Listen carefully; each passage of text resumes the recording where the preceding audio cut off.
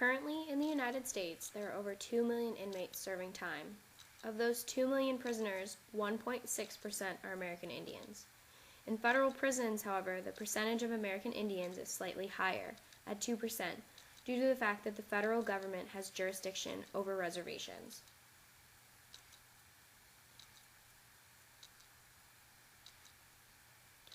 According to the Death Penalty Information Center, or DPIC, the incarceration rate for American Indians is 38% higher than the national average. Also, according to the DPIC, United States authorities arrest American Indian and Alaskan natives at twice the rate of the rest of the U.S. population for violence-related crimes. This difference can be attributed to American Indians' inability to obtain competent legal counsel, inequalities in the legal system, and racial profiling. Leonard Peltier mentions in his book Prison Writings how he feels his greatest crime is simply being who he is, an American Indian. He feels that this fact, more than anything, is what contributes to the high arrest rates in American Indians in America.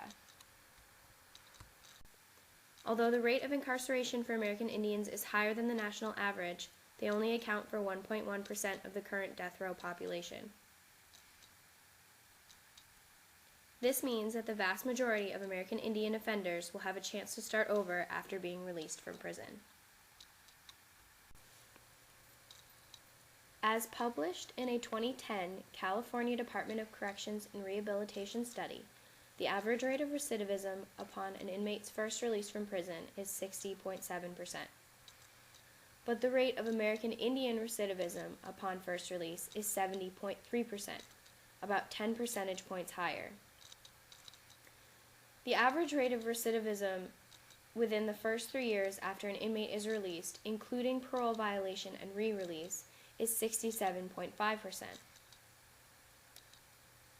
Again, the rate of recidivism for American Indians within the first 3 years after being released is higher, at 74.6%. This is due, in part, to the rates of poverty in American Indian communities. According to a study by the United States Department of Agriculture in July of 2004, the poverty rate for American Indians was 35%, and 52% of American Indian households had incomes that were less than half of the poverty line. Because American Indians are so impoverished, when they are released from prison, they have nowhere to go, and thus are more likely to end up back in the prison system.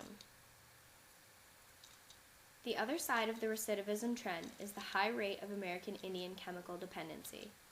According to Fred Beauvais, Ph.D., in his publication American Indians and Alcohol, the rate of alcoholism in American Indians in 1996 was at 84%, compared to the rest of the population, which was only at 67%.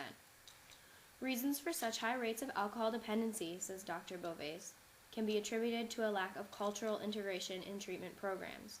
If American Indian cultures and customs are incorporated into the treatment process, the success rates may become much higher. Traditionally, American Indians prefer to approach treatment in a holistic manner, focusing more on spirituality rather than physicality. As a result, traditional alcohol abuse treatments do not work. How can the high recidivism rate of American Indians be combated? There are currently several rehabilitation programs in place for drug and alcohol-related problems faced by American Indians. They include the Native American Rehabilitation Association of the Northwest, as well as the Red Road to Sobriety Video Talking Circle. The NARA is an American Indian-owned and operated nonprofit organization that assists their brothers and sisters in a number of fields. These include the areas of wellness, sobriety, mental health, and culture. They also offer inpatient as well as outpatient treatments.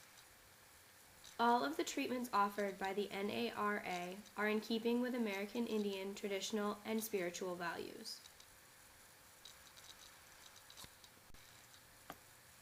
The Red Road to Sobriety video was released in 1995 and became quite successful because it also incorporated American Indian culture into the process of becoming and staying sober. These programs by themselves, although helpful, are not going to make a difference in the incarceration and recidivism rates of American Indians, as currently there is no cooperation between the Department of Corrections and American Indian communities.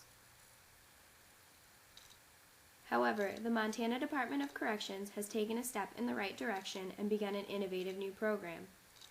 It received $925,000 in 2009 in order to hire 8 new parole and probation officers so as to specifically combat the American Indian recidivism rate. The officers are to be specially trained in order to better help them relate to American Indians, especially in the areas of mental illness and chemical dependency. Mirna Kuka, the Montana Department of Corrections liaison to American Indians and member of the Blackfeet tribe, believes that more cooperation between the Department of Corrections and American Indians will lead to fewer infractions due to cultural differences. As long as it continues along this path, it seems the United States Department of Corrections is well on its way to reducing recidivism and possibly incarceration rates in American Indians.